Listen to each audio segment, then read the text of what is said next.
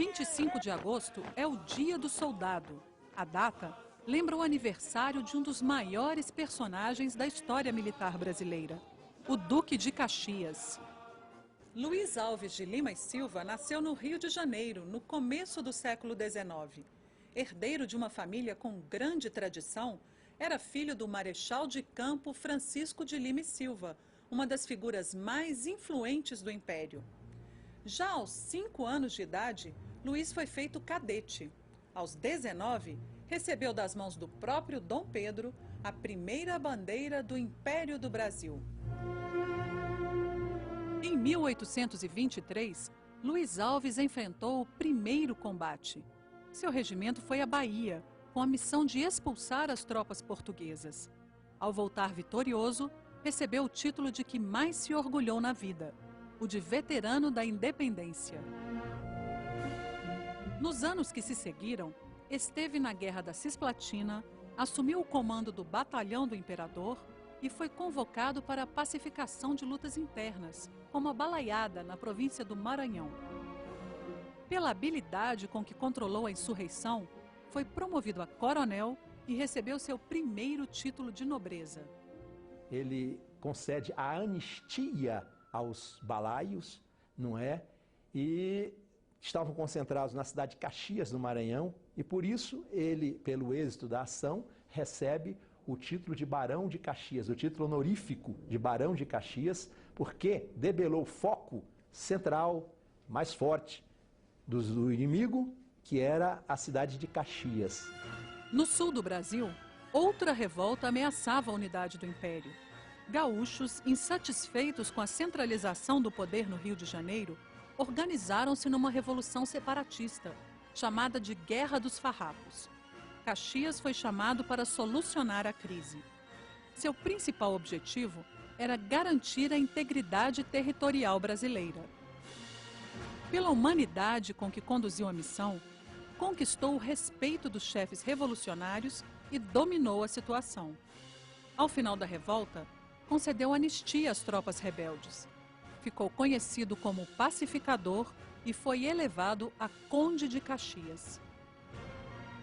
Caxias percebeu que, tanto na política quanto no conflito armado militar, a humilhação de uma derrota terrível é pior do que uma negociação que procure reconstituir os pontos de contato, ao invés de uma dureza que só faz marcar ainda mais os pontos de atrito. A carreira militar de Caxias seguia brilhante, ao mesmo tempo em que ele começava a enveredar pelos caminhos da política. Indicado a senador do Império, teve a oportunidade de exercer o mandato junto com seu pai. Mas em pouco tempo, ele trocou as discussões políticas pelas estratégias militares. A iminência de uma nova guerra nas fronteiras ao sul do Brasil o levou de volta ao campo de batalha, dessa vez contra o ditador argentino Juan Manuel Rosas e seu aliado uruguaio, Manuel Oribe. Ao final da campanha, recebeu o título de Marquês de Caxias, atingiu o posto de Marechal do Exército e passou a ocupar posições importantes, como ministro da Guerra e presidente do Conselho de Ministros. O Império do Brasil firmava-se como a nação mais influente e bem organizada da América do Sul. Mas essa posição desagradava países como o Paraguai. Sob a alegação de que seus vizinhos ameaçavam a soberania do país, o marechal paraguaio Solano Lopes preparou sua nação para o combate. A Guerra do Paraguai foi o maior e mais sangrento conflito armado internacional ocorrido no continente americano. Também chamada de Guerra da Tríplice Aliança, envolveu Brasil, Argentina e Uruguai em luta contra as tropas de Solano Lopes. As batalhas aconteciam na região da bacia do Rio da Prata. Quem controlasse os rios ganharia a guerra. No princípio, as tropas reunidas pela aliança não chegavam a 1/3 das forças paraguaias. A infantaria brasileira era formada pelos chamados voluntários da pátria, que vinham de várias regiões do país. Em Tuiuti, aconteceu a maior batalha campal da história da América do Sul, deixando um saldo de 10.000 mortos. A derrota das forças aliadas em Curupaiti levou o imperador Dom Pedro II a apelar para o prestígio e a experiência de Caxias.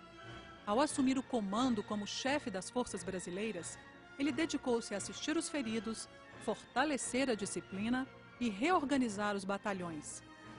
Acabou assumindo o comando geral das tropas aliadas, no lugar do presidente argentino Bartolomeu Mitre. Sua liderança no campo de batalha foi fundamental para motivar os soldados. Então Caxias, com 65 anos de idade, veja que em Tororó, a ponte aquela que estava tomada entre brasileiros e paraguaios, tomada e retomada várias vezes. Aí chegou uma hora que ele viu que só o exemplo pessoal de coragem e bravura é que faria com que aquela ponte fosse retomada.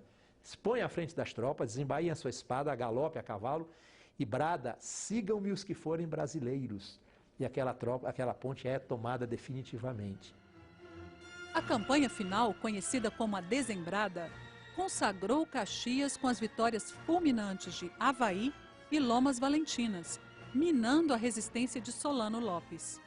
Em 5 de janeiro de 1869, o general brasileiro entrou vitoriosamente em Assunção, mas não prosseguiu no campo, pois as batalhas o desgastavam muito. Ao retornar para o Rio de Janeiro, Caxias foi elevado a duque. Ele foi o único brasileiro nato a ter esse título. É um homem politicamente respeitado, militarmente obedecido e estrategicamente bem-sucedido.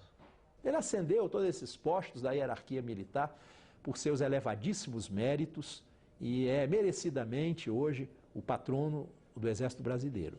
Por ter dedicado mais de 50 anos à pátria, Luiz Alves de Lima e Silva, o Duque de Caxias, é um dos construtores do Brasil.